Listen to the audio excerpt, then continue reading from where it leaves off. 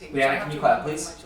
A lot of people were asking me, oh, is it Monday or Thursday? So say Thursday. Okay, like, and Dexter Jones was like, She's coming on Monday. Okay, but she was asking me, is it Thursday? Really great for 60 people at one time. We've already got 60 yeses. Right.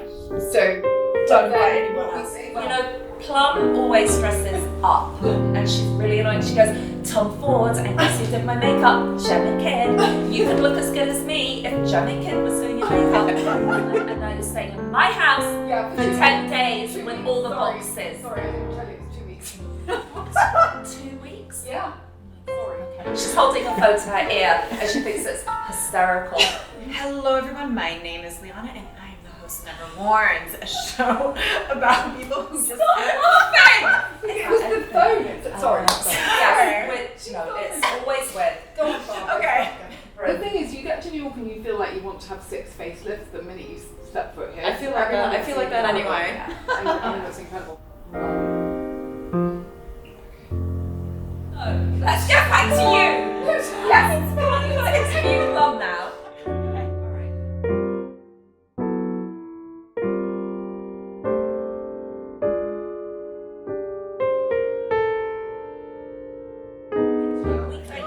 Get on with it, Liana, for F's sake. Hello everyone, my name is Liana and I am the host of NEVERWORNS, a show in which I talk to very fabulous people about the clothes they just have not given enough love to. And today I am with the most epic guest and her twin sister, Plum Sykes and Lucy Sykes, and we will be chatting about clothes that Plum just has not worn in several years, decades? 100 years. This is 100 years.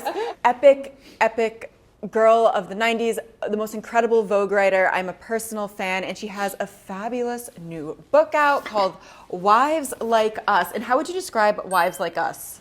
A very, very amusing comic satire of the English countryside. As they said on the Vogue podcast, they were like, we're laughing with The characters, Yes. not at them. A little bit at them. Yes. A little bit at them. But I wanted to write a book about, how very chic contemporary women are living now, the aspirational ones. And I've been living in the Cotswolds, which is the most beautiful part of England. And I just thought this place had become invaded by lots of Americans, beautiful Americans. And they'd kind of turned into princesses, like country princesses. And, there's sushi restaurants and like being in New private York. clubs. Being in And the Cotswolds is like... it's like being in the Hamptons It's now. strange. It's But gone with so... lots of cows and horses everywhere. Oh wow, so it's like megawatt. Yeah. It's a megawatt Mega. countryside. Yeah, Mega. megawatt countryside. Mega. Exactly. I So love it. it's very, very glamorous, but it's very beautiful. And it's kind of like the zeitgeist is, if you could possibly have a place in the Cotswolds, that's where you'd want to be, for your weekends or your holidays, whatever. Great, I'll be knocking at your door. Yeah, I'll you knock. can come Fab. Start with your first never worn. worn. Yeah, Okay. and then we can get Okay. into your So- illustrious career. Let me put away the flip phone. the flip phone. I have just recently started wearing my new Tom Ford Whitney bag, which is incredible with yum. the chain. But preceding that, 2003, Chanel did a limited edition of 50 of these red. Is it called the LL? Is it called the 555? This bag, I believe yes. right? They did an limited edition of 50, and they sent it to me when I was in my hotel at Blake's Hotel in London on the same day that I did the deal for Bergdorf Blondes for the book. Well, that's quite the I present. know. Did So they it was know, kind of or like, was it just I'm not sure whether the bag coincidence? or the deal was more exciting. I mean... But the bag is, I just like think it's so 27, beautiful. getting a bag like that, I swear. And that's like, you can't ever buy No. one of these no. because they only did 50. And they gave them to like they gave one to Charlotte Tilbury, they gave one to Bay Garnet, they gave one to, I don't know, Gwyneth Paltrow. That was it. And the Oh, colour hubba. is so... It's so nice. Good If you're it wearing is. it with a jean, it looks Or a amazing. Or navy. navy. Navy and red. Yeah. Lipstick red. It's like an orange red. Yeah. Yeah. It's really chic. And so, okay, so they sent it to you, and then this came with the book deal, basically, the day that you got it. All at the same time. And what I love about Bergdorf Blondes is it's based on fashion fiction, right? That the column that you did for Vogue. Yes. Well, what I would say is that because I've written that column for Vogue for 2 years, so that was 24 columns, I had managed to develop this voice of a character, well, 2 characters actually, an uptown girl and a downtown girl. And the voice of Bergdorf Blondes of that book, which is the character called Moi, because me and Lucy always say, hi darling, it's moi. It's moi. It's moi. It's You know, moi. that's where it came, everything Like, comes from somewhere. Stupidness. But you can't create a voice in a novel in 5 minutes. It takes a long time to develop it. So Vogue actually gave me the opportunity to develop it. And actually, I remember going out for lunch with her ladyship, Anna Winter, and she said to me, that column could be a book. And I'd never really thought of that. And then it wasn't exactly like I went, oh, okay, I'll write a book. It was just a sort of organic kind of seed, exactly, very inspiring seed. I love. Wait, is Lucy like? Is there echoes of Lucy within the book? Yes, Lucy tells the most hilarious stories. There's so many funny moments in Bergdorf Blondes that were stories from you. She's much funnier than me. You've always got a story, but it's from somebody else. Do you know what I mean? It's not actually from your head. Like somebody said, I can't even remember. Like Anne Dexter Jones said to me last night, because she was like, oh, I know my daughter saw Plum this morning. Yes, Annabelle Dexter Jones. And she said, I remember when Plum told me you love Lifetime television, and I was like, I love Lifetime television, and that's how we bonded, like just stupid things. But that's very Bergdorf things. Blondes, and because I think in Bergdorf, I think Julie Bergdorf watches Lifetime the whole time. Oh, there you go. How many things have you been invited to? How many things have been planned for you? Last night, but that house was insane. I went to. I mean, I've never seen anything like it in my Not life. Rachel Feinstein. Beyond that level. Oh. Hubba How hubba. exciting. Hubba hubba, whatever that means. What does that Sorry, mean? I can't remember last name. It's a What? real What does ball. hubba hubba mean? Hubba means just like impressed, like or like ooh la la, kind of like it's like Okay, come on. It's like a Should we do Yiddish. the It's a next Yiddish. item? Right, I'm going to do the next item. Okay, yeah. What? go. Oh, it's the McQueen dress. Because Okay. we can talk about Yeah. like your 90s. incredible era at Vogue. I mean, This dress, here should we? it's made of, I guess you we should hold it stand out. up, yeah. Hold that side and I'll hold this side. So what's interesting is, oh sorry, it's back to front. I mean, it's hard. I mean, it's like a cloud, isn't it? You probably can't. Can you see it? The reason it's got the tag on it, I've actually left this tag. Oh, sorry, Lucy. Is because the V&A borrowed this. In fact, maybe the Met borrowed it as well for the Savage Beauty Alexander McQueen exhibition, because this is the only one of its kind.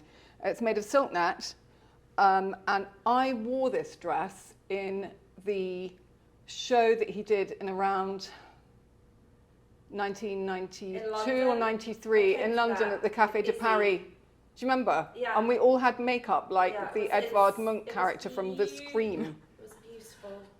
And the bottom of it's amazing because it looks like it's dipped in crystals, and I think these are like black Swarovski crystals. And he just sort of, and there's no hem, you know, it's just raw. He used to just cut things off at the bottom, and he was a kind of friend of mine, obviously, because we were exactly the same age actually when we were, you know, having our careers and everything. And he worked for Izzy, who I worked for, and then I somehow got this dress off him. And I wore it a lot with you wear it with a nude slip underneath. Yeah. And the funny thing is the cut, because he was such a master tailor, the cut is amazing. It looks like there's a corset, but there isn't. God. And the draping. So. And you said something fascinating about this over here. You said it looks like it's been dragged through the dirt, but it's Swarovski crystals, in fact. Yeah. So what I was saying was, he made everything look very kind of raw and very punky and very organic. And he had this thing, he sort of dipped things into things. And I felt like this looked like it had been dipped in kind of mud or something. But it's all black Swarovski crystals, so it's that thing of the glamour and the rawness. It's all coming together. And actually, he used to go and stay with Izzy at her house in Gloucestershire, which I had a house there as well. And I think he got very inspired by the English countryside. So maybe he did see something covered in mud and think, that's kind of a good idea. It's kind of You never know. chic. Ball gown in Yeah. the middle of you know, the Cotswolds. Yeah, it's very English, that thing of the muddy Manolos. Yeah. You know, like you didn't want fresh Manolos, you wanted muddy Manolos to show that you've been to a lot of balls in the countryside. Oh, love. How many times do you think you wore it? Oh my God, many times. Still in but fab so that's condition. 1990. I know, but I mean, I would wear it to a cocktail party or something like that with like really high Manolos, you know. But I definitely wouldn't wear this now because I think that you have to be really, really young to wear this, and you have to be. Look at the size of the waist, by the way. Oh, it's like a very, it's like a minuscule. micro Waist. You know, it's a sample from Model. So I took this out of its bag to bring it here to you. And I haven't worn it for many years, but it just sort of stays there as a kind of amazing memento. And I don't know what I'm going to do with all my McQueen things, but I'm keeping them for something. Yeah, well, we're honored that it made a cameo on NEVERWORNS. And yeah, the fab thing is, fabulous. that wasn't your first McQueen show that you modeled for. You also did another one. I did his show called The Birds, which actually I think was after that one. Was incredible. And I wore this. That was London? in King's Cross, in London. Yeah, yeah. I came to that. And I remember I wore a orange suit with this incredible jacket with these huge shoulder pads. And the theme of the show was the birds. It was called The Birds. It was inspired by Hitchcock and all the rest of it. And it just had this black birds, like a flock of birds printed across it. It was so beautiful. And our hair was crimped so that we looked like kind of angels. It was amazing. And that picture has appeared so many times as this iconic suit. And I think that, I don't own that suit, but I think that suit was in the Savage Beauty show. It was iconic. And you also did Prada, which is, That was hilarious. So I think what happened was, I think with the Prada show, I think I had my photograph taken by Stephen Meisel for British Vogue when I was working for Izzy. She did this amazing story called London Babes. And I think that Mrs. Prada saw the pictures, and as far as I remember, she asked me and Stella Tennant to model in her show. But I was not a model, I was a fashion writer at Vogue. But I couldn't kind of resist. Of course, you know, and you so also I have said, the length. Okay. But I remember they were all like, Lisa Armstrong, they were like, you've got to do it because you're going to get fashion notes. Yeah, which I From did. Behind the show. She was so shy to do it, and they were like, no, it's your job to go and do it. So, but what was funny was I remember going out to Milan, and I was backstage with, you know, I think Guido or someone was doing the hair, and I can't remember, maybe Pat was doing makeup. And there was some, like Linda Evangelista on my left, and Christy. Naomi and Christy, who were my icons. Yeah. And Kate Moss had sort of just broken out then. And I was just like, I am an imposter and I am in the wrong place right now. I do not like this at all. But what I will say, which Lucy's right about, is that because I did these shows for Alexander and Mrs. Prada, I think I did some other ones as well, I can't remember. It opened up. Like seeing models backstage. Yeah. It's a whole It's a different vibe. And I met all these people who I would never have met as a normal fashion journalist. So then when I was writing my stories, I knew the hairdressers, I knew the Guidos, I knew the Pats, I knew the Simon Costins designing the stage. So it was actually really amazing for me because I knew what it was like to be them. I knew what it was like to be a model. Do you think this made it more... Oh, it probably made me a better fashion writer because I had more contacts and I had more knowledge of the scene and the behind the scenes. And also the fun of the behind the scenes, which is completely different to what's going on out there. It's completely different. Backstage of that Alexander McQueen show, I remember we were in this warehouse in King's Cross for the birds. We had to march out looking like sort of dead, terrifying robots. Was that the instruction from? It was just, there was just that kind of scary, cool, scary vibe. I can't remember what the exact instruction was. And then when you went back, you walk down, then you walk back, and then you go back the other side, and there's Alexander in there, screaming with laughter, right? Going, oh yeah, it's great, so much fun.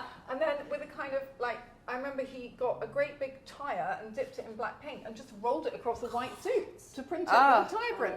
And that was like what was happening backstage. So you could never report that without being there. And then it was very easy for me to slip backstage at all these shows. Plum was really doing it, modelling and...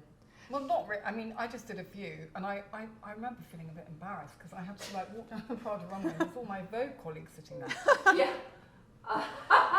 When Alexander said to me, do you want to do the Highland Rape show? I went, I'm drawing a line. My modelling career is over, Alexander. I am not doing that one. Wow, you're probably like the first woman in the world to say no And to... that was a really outrageous Yes, shirt. let's bring the next one What out. do you want to do next? Do you want to do the Yves Saint Laurent? Yes, let's do the Yves. Philo? Let's do the Yves Saint Laurent. I like that you said that you want to revisit it. I mean, Yeah. you want to revisit a lot of your clothes, Yeah. which I love. Yeah. So, right, this is an Yves Saint Laurent scarf. It is made of extremely fine cashmere. Okay, and the print is absolutely incredible. Okay, and I remember, I mean, I probably bought this about 15 years ago. By the way, there's the little YSL. That's it. That's the only logo. So dainty. I love. Right, very understated and chic. And so I think, who was designing it then? Tom Ford. Oh, so when? So with It 2000. was when he took over. When did he take over? 2001 to like 2004. Something like that. So this Yeah. is quite old. And, you know, I love the way that it's been frayed by hand on the edges, and it was very expensive. It was like $1,000, which at the time felt like a ridiculous amount to pay With for a scarf. inflation, But I it's remember probably like putting it 3K. on, right, I'm going to put it on you, Oh. and going, but, you know, this is so French, and it just looks so divine. Oh wow! Wait, with I like it with a everything. scarf. Yeah, you do. Wait, I'm Because inspired. yeah. Ooh! I Yeah, love that. everyone looks good very with it. chic. It is Very so... Do I look like Plum now? Yes, you do, with the dark hair. So, and the thing is, I've got a very long neck, so I wear scarves all the time. And Alexander told me I had a slightly too long neck.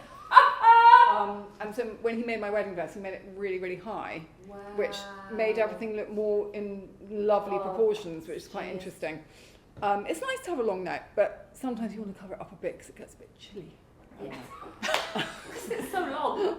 But anyway, so I bought this, and it's one of those accessories that I wore it all the time, and then I wore it so much that I kind of got bored of it, and I put it in the back of the in the back of the wardrobe. And then I was thinking, right, what am I going to bring? What were my favourite things? And I was like, why have I never worn this since then? And I think what happened was, I don't know if you remember this, because you were probably in your mother's womb at the time, but You'd be surprised. when this scarf came out, there were multiple cheap copies everywhere. Do you remember? And they were horrible. Everyone had an animal print scarf. Uggs. So then it was uncheap. It got Uggs. Yeah. It got like it was too much. It was $2.99. So you had to came put it. out. You had to put it God. away Yeah. for a bit, and then I got it out again and for you, and I just thought, well, I'm I gonna. love it. And I started wearing it. I wore it to a I party would the other actually day. wear it. Ah, see, this is what I love about. Try it. Yeah. Have a look. I think the colours are amazing. And I remember back in the day, I love Michael Kors, right? Who is a genius as far as I'm concerned. That looks Yeah. really good on you, Luce. I love. It feels luxurious. It is. That's the thing It's about so quality. light. I know. You could buy 100 $2.99, and it would I know, never you'd hate ever. them. You Like throw you them only away. need a One few things. amazing. Yeah. It does. Gorgeous. And so Michael Kors, he used to do a lot of like, you know, tan and grey Yeah. and brown and these colours, and then he would throw in a bit of animal print, right? He would throw in a leopard shoe. print dress or a zebra shoe. Yeah. And he said to me, I'm sure it was a quote or something in an interview, he said, an animal print is a version of a print that's a neutral. So an animal print almost goes with everything. Like a rose print doesn't go with anything. But an animal Graphic. print, Very because graphic. the colours are neutrals, it's like it- you're getting the print, which is fun, but you're not getting all the busyness of the colours that are so difficult to kind of combine with other things. Right. Okay, Husband. talking of Celine, Oh yes, this is the Phoebe So, era Celine, right? this is the Wow. Phoebe, right, do you want to see the label, darlings? Still Oh, there? there you go. We should get a zoom in on that. So That's- this is the sort of iconic shirt Yeah. that was designed by Phoebe Philo around when she began at Celine, and everyone So wanted this shirt and it sold good. out. Why do you and think people wanted the Because shirt it so has much? this really, really long cuff. And also look at the collar. And that the little cut on the shirt, mini it's got ruffle tiny shoulder. situation is It's so smart.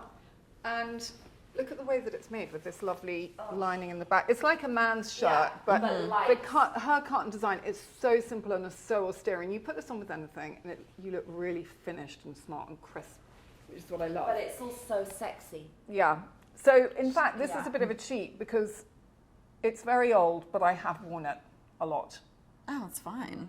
So can that count for a never Yes, worn? it's okay. We'll give you a pass. I've worn a lot. I've worn a lot. And I think Phoebe I Philo love is it. so incredible, and I love her aesthetic. It's so simple. Yeah. And again, it's that thing that it's lasted and stood the test of time because the design is so good and it was never trendy. You know, I don't really like very, very trendy things. But it's beautiful. Yeah. So how old was that piece? Well, when was she at Celine? It's got to be 15 years ago. Yeah, she. 15? I'm trying to think when she started. Wasn't it like 2006? I want to say 2006, 2007. I think it could be that long ago. Because you were at British Vogue, which I found fascinating, but then you went to American Vogue and you wrote a few stories about how you had to completely transform your British selves into the Style. American. Yeah, I was like the so- beauty treatments Yeah. and the clothes. Yeah. So how did that change? So when I got to New York, and obviously Lucy had been here already, so she'd actually had quite a lot of manicures. Yeah, I had like the I don't think Orbay, I you don't know, think I- transformation yeah, she where I took me went to Orbay, in and like to it Dove was at 3 Orbay. hairdressers at the same time and this Yeah. new hair. The And thing is, you get to New York and you feel like you want to have 6 facelifts the minute you step foot here. I feel like that. I feel like that anyway. Everyone looks incredible. people are not like I mean, normal people here. no. But you're like, It's so chic Wow. here. And people, like, literally, about 3 months ago, I knew I was coming in on May the 8th, and the first thing I arranged was Ashley Javier, cut and colour, at 9 o'clock on the 9th in the morning. Oh, geez. Okay. And Yeah, you got my the hair chop was done. not looking like this. Yeah, you had it down to here when I saw you in London, right? Exactly. Yeah. And I waited. You got like the Anna cut without the bangs. Yeah, he doesn't do bangs. Oh. No, it's actually the Annabelle Dexter Jones, but it's brown. so she's- good. He does her hair. so he good. did And her hair for Succession. Yeah. Yeah. Oh I my mean- God, I know. I know. Wow. Okay, so I'm gonna maybe have to ditch Tony in Chinatown and go to your guy. That's where I went. That's where I was at 9 o'clock But this it's morning. so, the last thing I'm going to show Oh no, you- wait, we have a bell staff after this. Oh, we should do that first. Okay, switcheroo. So this is a leather jacket by Belstaff. Okay, I think I got it in around 2012, so maybe 10 or 12 years ago. It is butter soft. Yeah, it Okay. does. It's like The, baby palm. the interior is this colour. It's like a deep rose leather. It's absolutely beautiful. So it's double faced, okay, which is really chic, beautifully made. And they make motorcycle jackets, so they're really kind of experienced with leather. So I like things that feel authentic. And I was given this by them, I think, to wear to a party. And again, I stopped wearing it because I thought, oh, it's too teenage. It's all cropped. It's like what my kids are wearing. It's too tiny. Got it out for you. And then I was like, I'm going to wear this in New York. I wore it out last night to a party. Amazing. It's should I put it on for you? Yeah. Yes, It's please. absolutely gorgeous, this jacket. So really nice long sleeves, which I like, because I've got very, very long arms. But you got long everything. I know. Long arms and a long neck. I know. Very swan. And very long feet. Oh. Oh, I love wow. Yeah, It's do so a chic, twirl. isn't Do a it? twirl. Really, I think cool. Oh, it gives you such an incredible I waist. know. But, you know, it's all about the cut. So this is, and it's a kind I of like the jeans. cropped biker jacket. Like, how can it'll go on forever. It'll be chic forever. Second, oh yeah, the other jacket. This is like a much different mood. Very different mood. So this is designed by Peter Hawkins, who is the new designer at Tom Ford. It's So gold good. lame. Sorry, it's more like a gold tweed, and the lining is this kind of shot satin. Absolutely beautiful. Have you been wearing it? Well, I've never worn this. I love it. Shall I tell you why? Why? Because I've been saving it up for a special occasion. Do you want to know what the special occasion is? My book party. So Plum has, you have yeah. to think about 4 book parties while you're here. How Yeah. many do you actually have? We have about 5. Oh, Jesus. I love the have a we, lot going- conjoined. We have a lot going on. We have a lot going on. I would seriously kill her for that. I would kill you for this too. He designed all of the Tom Ford men's for the last 20 years. So you know all those amazing clothes on Succession that everyone wanted? That's all Peter. And then we would all see Peter wearing his clothes that he designed, and we're like, we want you to design that for the women. And then Tom named him as his successor. This I'm going to wear with this cream satin blouse and these black velvet trousers and Nice. these beautiful shoes that they've lent me, which are peep toe with a giant black bow on the toe. Oof, I love a peep toe. Very, So very chic. high. I love a peep toe. It's like very naughty. Yeah. Just a little bit. Yeah. Just a little bit of toe cleavage, Yeah. not the full thing. Yeah, just I love a tiny that. bit. A wink. Exactly. Wait, so you're wearing that on Monday to Marina's party, right? Yes. And then for our book talk, what are we going to be wearing that day? Banana Republic, which I'm wearing now. Love. So, I don't know, I might wear this with a jacket. Oh, I think you look fab. Yeah, I love it. I love it. The cashmere is so soft, it's incredible. And We get all the intel. Wait, I have a question too. So you, and I know I keep going back to Vogue, but it's such a pivotal moment for you, and then also for everyone to watch in the BBC Boss Women. Oh my God, that was so funny. The clothes that people wear here in the day are probably clothes that normal people would wear on their most glamorous night out of the year. Do you know what I mean? Who's going to go and wear a chiffon Dolce & Gabbana skirt like this to the office? Only me, or only someone who works at Vogue. How does it feel for that documentary to be popping up again? I mean, I just think it's so funny that it is that one that's popping up, and I'm not quite sure why it's that one. But they obviously, the BBC are good at what they do, obviously, and they obviously knew what they were doing when they filmed me saying those absolutely nonsensical things about wearing cocktail frocks to the office and getting my thighs waxed and my eyebrows waxed, and you know, I mean, they just knew what they were doing. So the clips are incredibly funny, and I can see that now. And I was just very sort of like unaware. It was just myself. It was really nice to see me that. I'm like, well, yeah, I was like that. Yeah. And I wasn't worried about what anyone thought. No. I just thought it was completely normal to talk like that, talking about saying things like, well, no normal people would wear this. Who did I think I was? I mean, I think you had a point, though. I doubt a lot of people would be wearing that to the office, but you made it work. But it was almost, I mean, it sounds very snobby because you're saying, well, we people who work at Vogue are different. It was absolutely fabulous in real life. Yeah. It was actually real. Yeah. Like all the clothes, all the looks, all the any saccos, that was all how it was. Yeah. All the Moomba nights, all that. It really was. Wait, what's a Moomba night? Moomba was like the nightclub at the time that we'd all go to, and like it was the real ultimate 90s. It was like a private club that, you know, like you couldn't get in. We could only get in because Lucy made friends with the maitre d'. Oh yeah, you have a theme of being friends with the maitre d'. Oh yeah. But getting back to Plum's thing, it What actually thing? was real, and they got an eye. But I think like with not reality TV, real TV, when you get in and you see it close up and it's all real, you don't get that much because the access. Most Tom Fords won't let you in really unless it's a real setup. And also, but the other thing is, I think that the thing about the BBC is that then, I don't know if it's the same now, people trusted them. Yeah, I still to do. not make fun of them and not like screw them. And you know, what Anna said in that documentary is really fascinating to people. It's really interesting. Yeah. She was really amazing in it, I thought. And it was like the real stuff. See, what I love about you is like, yes, you're fun, you're the girl about town, and like you are that Vogue girl who, you know, we all read about, and then we're like, okay, that's what I want to do. But you have the writing chops. Like that's the incredible thing, is the way that you describe clothing, the way that you extract people. Thank you, through the clothes. So nice but it's fascinating. And I mean, what is your philosophy behind writing? It's a heavy question, I know. God. Well, my philosophy behind writing, do you mean if you want to become good at it? Yeah. Read a lot of books. What have you been reading and recently? Write a diary. To practice. So you've got to practice. You've got to do the Malcolm Gladwell, the 10,000 hours minimum.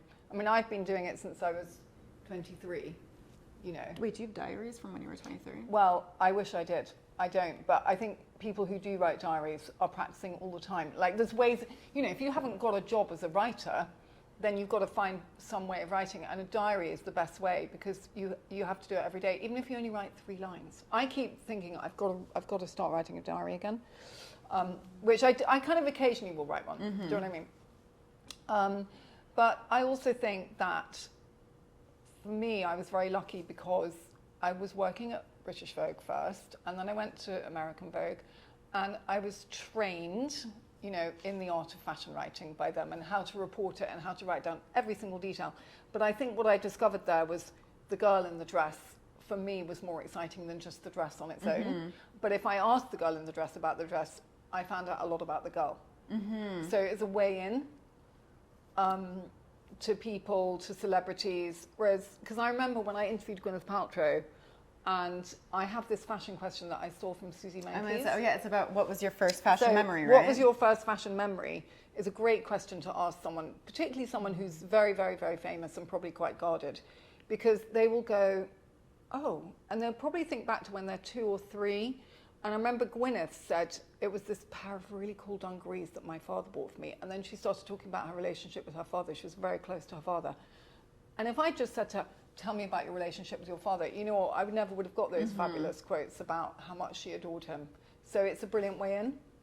And then I think in my books, I've sort of evolved it into a kind of fictional thing, but the fashion details and the lifestyle details are always real. And they're the way into the characters as well.